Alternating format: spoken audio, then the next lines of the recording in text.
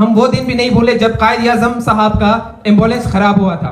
हम वो दिन भी नहीं भूले जब फातिमा जना के साथ ज्यादतियां की गई थी।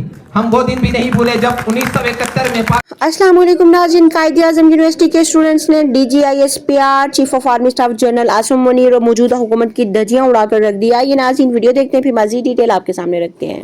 हमारे पास एक प्रॉपर चैनल होना चाहिए जिससे हम गवर्नमेंट पर नज़र रख सकें, वो लोगों के सवालों के जवाब दें, जिस तरह लोगों के तक उनकी रसाई पॉसिबल है वो इस चीज़ को कैटर करें कि वो ये काम करेंगे। इसके अलावा हमें ये चाहिए है कि मिनिस्टर्स हमेशा गवर्नमेंट के होते हैं, पर उनको आगे सेकंड करने वाला कोई ऑपोजिशन का होना चाहिए है। और जितने भी इंस्टीट्यूशंस जिन पे गवर्नमेंट ने और उनकी जानिब से या जो सिविलियन इंस्टीट्यूशंस हैं उन पे आर्म्ड पीपल का कब्जा है, उस चीज़ को ख़त्म किया जाए। इस चीज़ को इंश्योर किया जाए कि ब्यूरोक्रेट्स और सिविलियंस ही काफ़ी हों अपने इदारों को खुद चलाने के लिए, क्योंकि हमारे कायद ने कहा था कि सिविल सर्वेंट्स और हमारी फौज हमारे सर्वेंट्स हैं, तो they should be treated as servants, not as the leaders और the controllers of the institutions. Secondly हमारे लिए ज़रूरी है, जैसे बहुत सारे इलाके हैं जिन तक रसाई हमारी पॉसिबल है पर हम नहीं करते, हम उनको अवॉइड कर देते हैं, इग्नोर कर देते हैं, जैसे पारा चनार या कश्मीर या गिलगित, जैसे भी बहुत सारे लोगों ने सवाल उठाए हैं। तो वहाँ जाके पहले उन लोगों की बात सुनी जाए और उसके बाद यहाँ से अपने फौजी भेजे जाएं, और डिफेंस बजट को कम करके उन लोगों की जो बेहतरी है उस पर काम किया जाए, उनकी सोशल और इकोनॉमिक ग्रोथ पे काम किया जाए। क्योंकि जब तक आप उन लोगों को नहीं सुनेंगे तब तक आप यहाँ बैठ के मैंने माना कि यहाँ पे कागजी काम बहुत ज़्यादा है, जैसे कि हमारी फाइनेंस मिनिस्टर साहिबा ने ये चीज़ बोली थी कि अपोजिशन लीडर ने खुद ये बात मानी है। मैं मानती हूँ कागज़ पे बेतहाशा काम है, पर उसको इम्प्लीमेंट किया जाए और प्रॉपर चैनल के थ्रू किया जाए और फौज को इन मामलात से बाहर रखा जाए। वहाँ जाके लोगों की बात सुनी जाए, चाहे रेफरेंडम किया जाए, उन लोगों तक पहुँचा जाए और इसका हल निकाला जाए। I request opposition leader to conclude within few lines. में मैं यही कहना चाहूँगी कि गवर्नमेंट के साथ ऑपोजिशन और हम सब मिलकर काम करें। अगर एक मिनिस्टर गवर्नमेंट का है तो दूसरी साइड के लोग भी हों, ताकि उन लोगों को सुना जाए और उस पर काम किया जाए। शुक्रिया, बहुत शुक्रिया। हम वो दिन भी नहीं भूले जब कायद-ए-आज़म साहब का एम्बुलेंस खराब हुआ था। हम वो दिन भी नहीं भूले जब फातिमा जना के साथ ज्यादतियां की गई थी। हम वो दिन भी नहीं भूले जब 1971 में पाकिस्तान का एक टुकड़ा हमसे जुड़ा हुआ था। जनाब स्पीकर, आइन और हुकूक की बात करते हैं। जनाब स्पीकर, मैं यहाँ पे ये कहना चाहूंगा कि ऐसी हुकूमत से हम क्या एक्सपेक्ट करें जो 75 सालों से एक पुरकैफ और पुरनज़ीर खित्ते गिलगित बल्तिस्तान को आइन नहीं दे सकेगी, वो अपने लोगों को क्या, अवाम को अपने हुकूक दे सकती है। फिर कहा गया कि हमारे लोग हैं, हमारी एजुकेशन पॉलिसी फहाल नहीं, हम कोशिश करेंगे, हम उनको फहाल करेंगे।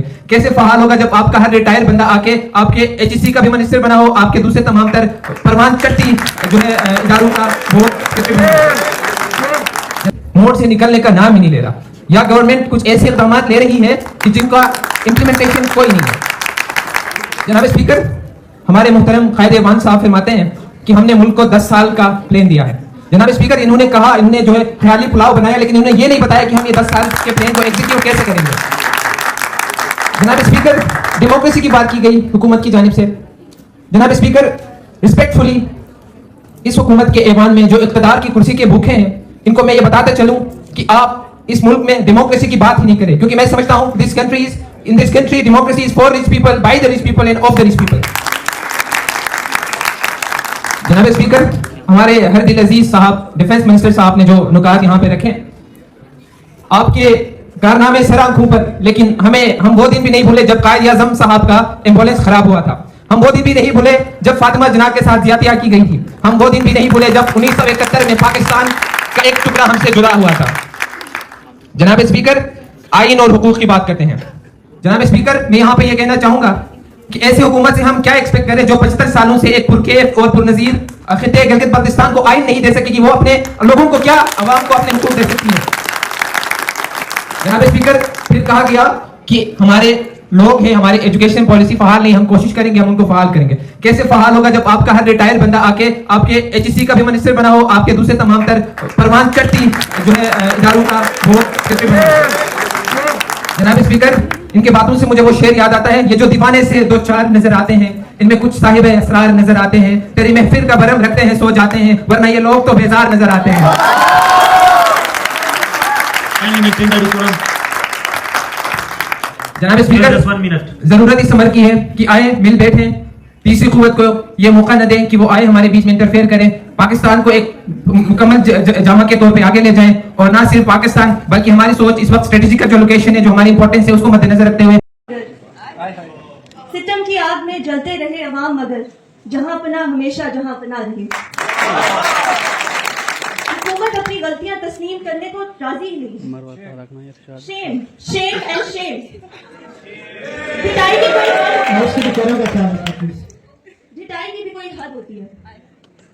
मैं सबसे पहले तो इस बारे में बात करना चाहूंगी कि इन्होंने कैरेक्टर की बात की है, तो हाउस के डेकोरम का ख्याल यहाँ भी रखना बहुत जरूरी है, और जहाँ एजुकेशन की बात हो तो वहाँ खुद भी थोड़ा एजुकेटेड होके यहाँ बैठना जरूरी है।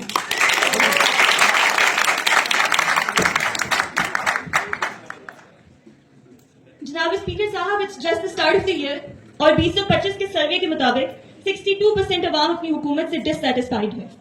इसकी वजूहात क्या है? क्योंकि इनके 10 साल के प्लान्स चल रहे हैं, और वो कब से, पिछले 20-30 सालों से 10 साल के प्लान्स ही चल रहे हैं, जो सिर्फ कागजों पर हैं, उनकी इम्प्लीमेंटेशन कहीं नहीं है। एक बात है जनाब सर कि आज भी पाकिस्तान में बिकने वाला खालिस दूध अमरीकी शराब से ज्यादा नुकसानदेह है, और इसकी जिम्मेदारी किसकी है? हुकूमत की है। हाइजीन की जिम्मेदारी किसकी है? हुकूमत की है। हेल्थ की जिम्मेदारी किसकी है? हुकूमत की है। एजुकेशन की जिम्मेदारी किसकी है? हुकूमत की है। लेकिन हुकूमत इस वक्त कागज भरने में मसरूफ है, उनके प्लान्स चल रहे हैं। डिफेंस मिनिस्टर साहब कहते हैं कि बदकिस्मती से ऐसा होना चाहिए था कि फॉरेन स्टूडेंट्स को पाकिस्तान में आना चाहिए था। वाह, इस मामले में इनकी किस्मत की बात आ जाती है, प्लानिंग की बात नहीं आएगी। अब ये बदकिस्मती से हो रहा है, ये पुअर मैनेजमेंट से नहीं हो रहा है, ये बैड प्लानिंग से नहीं हो रहा है, ये बुरी किस्मत की वजह से हो रहा है इनकी। एक और बात मैं यहाँ बताना चाहूंगी कि इन्होंने सब्सिडी देने की बात की है फिर से एलीट क्लास को। इनकी तनख्वाहें बढ़ाएंगे, ये अपने मेंबर्स की तनख्वाहें जरूर बढ़ाएंगे, लेकिन पेंशन कम होती जाएगी उन गरीब लोगों की जिनको इसकी जरूरत है। ये तनख्वाहें बढ़ाएंगे, अपनी एलीट्स को सब्सिडाइज करेंगे।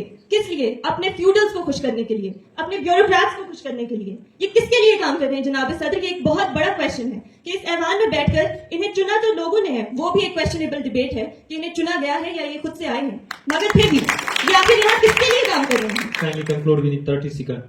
अब मैं बस एक ही बात पे इख्तिताम करना चाहूंगी।